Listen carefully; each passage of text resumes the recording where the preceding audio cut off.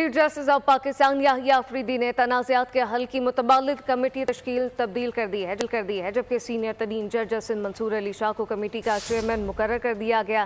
ساتھ ساتھ supreme court سے جاری نوٹیفیکیشن کے مطابق سپریم کورٹ کے سینئر ترین جج justice Mansoor Ali Shah A D R committee کے چیئرمین مقرر کر دیے گئے۔ اے ڈی آر کمیٹی کے دیگر اراکین میں جسٹس عائشہ ملک اور جسٹس شاہد وحید شامل ہیں، جبکہ سابق چیف جسٹس فائز عیسیٰ نے جسٹس منصور علی شاہ کو اے ڈی آر کمیٹی کی سربراہی سے ہٹا دیا تھا۔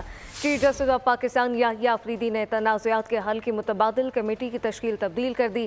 سینئر ترین جج جسٹس منصور علی شاہ کو کمیٹی کا چیئرمین مقرر کر دیا گیا، جبکہ سپریم کورٹ سے جاری نوٹیفیکیشن کے مطابق سپریم کورٹ کے سینئر ترین جج justice Mansoor Ali Shah A D R committee کے چیئرمین مقرر کر دیے گئے ہیں۔ اب اے ڈی آر کمیٹی کے دیگر اراکین میں جسٹس عائشہ ملک اور جسٹس شاہد وحید شامل ہوں گے، جبکہ سابق چیف جسٹس فائز عیسیٰ نے جسٹس منصور علی شاہ کو اے ڈی آر کمیٹی کی سربراہی سے ہٹا دیا تھا۔